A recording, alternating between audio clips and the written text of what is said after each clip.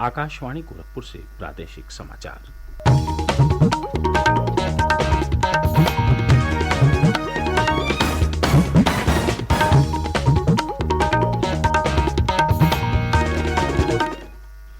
नमस्कार। समाचार बुलेटिन के साथ मैं वेद प्रकाश पाठक।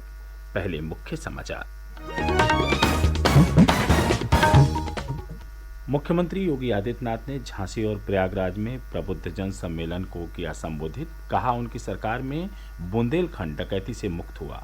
माफिया और अपराधियों से ब्याज सहित की जा रही है वसूली।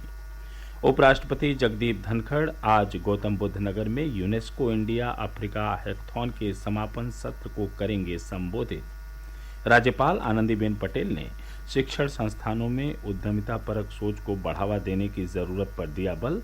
कहा, नई राष्ट्रीय शिक्षा नीति से रोजगार परक शिक्षा को मिलेगा प्रोत्साहन।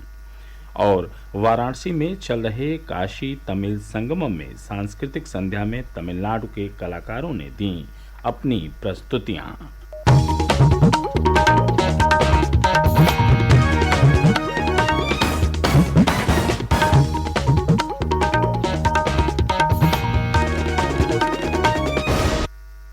अब समाचार विस्तार से। मुख्यमंत्री योगी आदित्यनाथ ने कहा है कि उनकी सरकार में बुंदेलखंड डकैती से मुक्त हुआ है और माफिया तथा अपराधियों के हौसले पस्त हुए हैं। उन्होंने कहा कि गरीबों की संपत्ति पर कब्जा करने वाले और व्यापारियों की संपत्ति को हड़पने वाले माफिया और अपराधियों से ब्याज सहित वसूली की जा रही है। श्री योगी कल झांसी में आयोजित प्रबुद्धजन सम्मेलन को संबोधित कर रहे थे।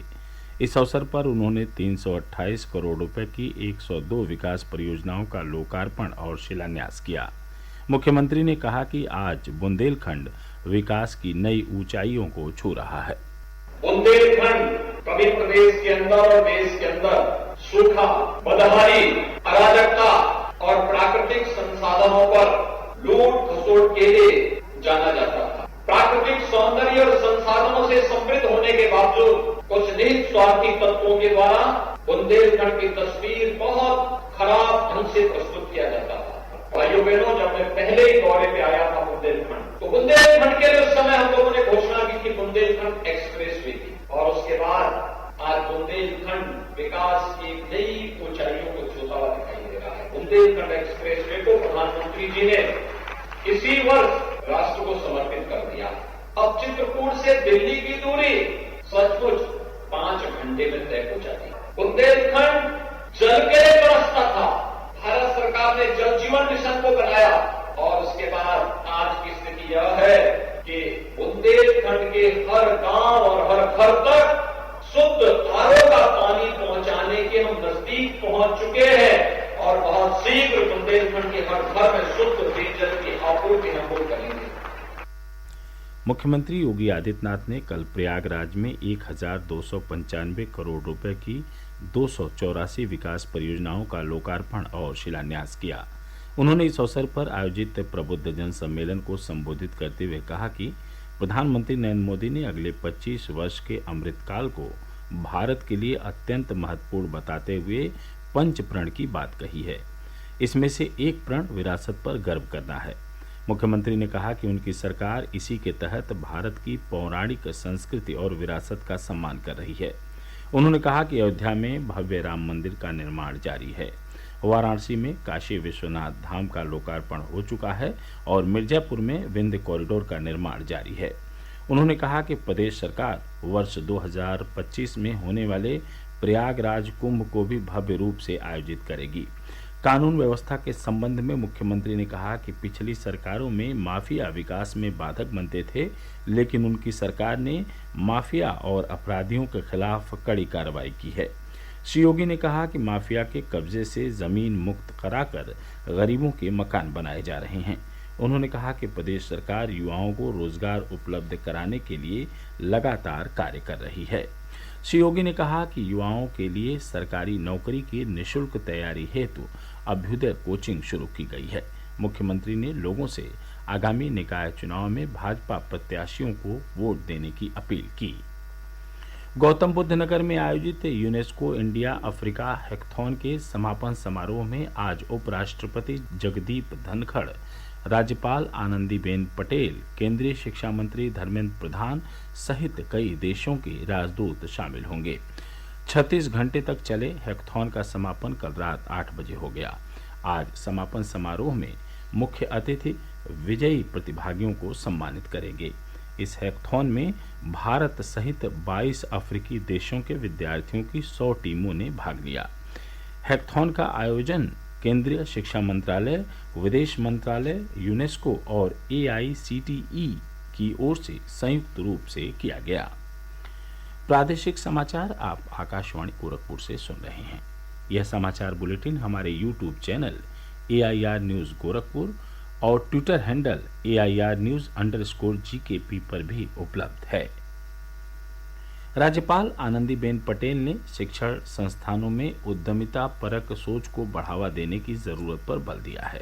श्रीमती पटेल ने कल कानपुर में हरकोट बटलर प्राविधिक विश्वविद्यालय के दीक्षांत समारोह को संबोधित करते हुए कहा कि उच्च शिक्षा में नई राष्ट्रीय शिक्षा नीति से देश में रोजगार परक शिक्षा को बढ़ावा मिलेगा।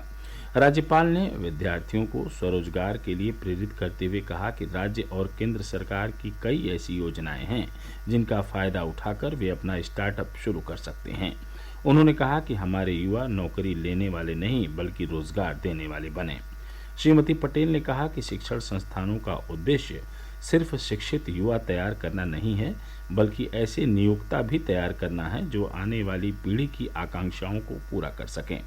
राज्यपाल ने विश्वविद्यालयों में गुणवत्ता सुधार के लिए नैक मूल्यांकन कराने की जरूरत पर भी जोर दिया। राज्यपाल और कुलाधिपति श्रीमती पटेल ने दीक्षांत समारोह में 670 विद्यार्थियों और शोधार्थियों को उपाधि प्रदान की। इनमें 4 विद्यार्थियों को गोल्ड मेडल और 4 को रजत तथा 2 विद्यार्थियों को कांस्य पदक से अलंकृत किया गया।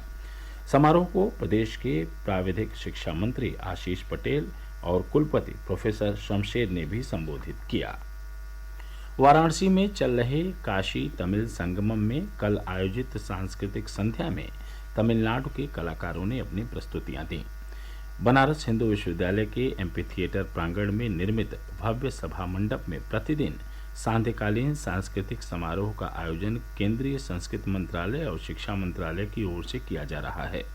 तमिलनाडु से आए अतिथि कलाकारों की ओर से कल गायन, वादन और नृत्य की मनोहारी प्रस्तुतियों से काशीवासियों को तमिल संस्कृति और परंपरा को निकट से देखने का अवसर मिला। वहीं काशी तमिल संगमम में भाग लेने के लिए तमिलनाडु से तीसरा प्रतिनिधिमंडल बुधवार देर रात काशी पहुंचा, जहां दीनदयाल उपाध्याय रेलवे स्टेशन पर उसका भव्य स्वागत किया गया। इस दल में कुल 216 सदस्य हैं जो साहित्य क्षेत्र से जुड़े हैं। प्रतिनिधिमंडल ने कल सुबह काशी विश्वनाथ धाम में बाबा विश्वनाथ का दर्शन पूजन किया। प्रतिनिधिमंडल के सदस्य गंगा दर्शन के बाद गंगा द्वार से मंदिर चौक पहुंचे, जहां उनका भव्य स्वागत किया गया। दर्शनार्थियों को बाबा विश्वनाथ के भव्य भवन के बारे में जानकारी दी गई। प्रतिनिधिमंडल के सदस्यों ने भोगशाला में दक्षिण भारतीय व्यंजनों का प्रसाद ग्रहण किया। प्रतिनिधिमंडल के सदस्यों ने शाम को रविदास घाट पर क्रूज पर सवार होकर बनारस के घाटों का दर्शन करते हुए गंगा आरती देखी। कानपुर के सांसद सत्यदेव पचौरी ने कल शहर के सिविल लाइंस में कचहरी रोड स्थित नंदगांव कॉलोनी में जलभराव की समस्या का सामना कर रहे लोगों की शिकायत पर स्थलीय निरीक्षण किया।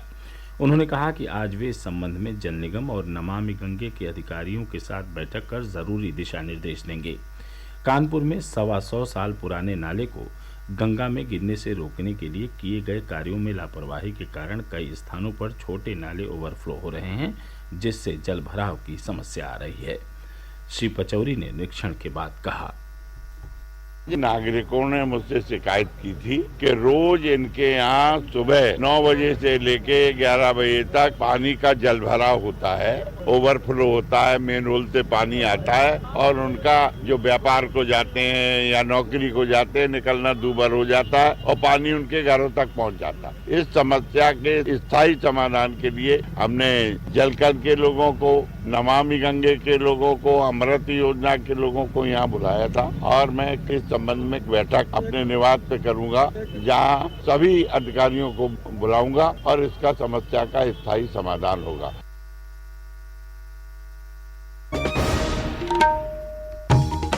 और अंत में इस बुलेटिन के मुख्य समाचार एक बार फिर। मुख्यमंत्री योगी आदित्यनाथ ने झांसी और प्रयागराज में प्रबुद्धजन सम्मेलन को किया संबोधित। कहा, उनकी सरकार में बुंदेलखंड डकैती से मुक्त हुआ, माफिया और अपराधियों से ब्याज सहित की जा रही है वसूली। उपराष्ट्रपति जगदीप धनखड़ आज गौतम बुद्ध नगर में यूनेस्को इंडिया अफ्रीका हैकाथॉन के समापन सत्र को करेंगे संबोधित। राज्यपाल आनंदीबेन पटेल ने शिक्षण संस्थानों में उद्यमिता परक सोच को बढ़ावा देने की जरूरत पर दिया बल। कहा, नई राष्ट्रीय शिक्षा नीति से रोजगार परक शिक्षा को मिलेगा प्रोत्साहन। और वाराणसी में चल रहे काशी तमिल संगमम में सांस्कृतिक संध्या में तमिलनाडु के कलाकारों ने दी अपनी प्रस्तुतियां। इसके साथ ही प्रादेशिक समाचारों का बुलेटिन समाप्त हुआ। नमस्कार।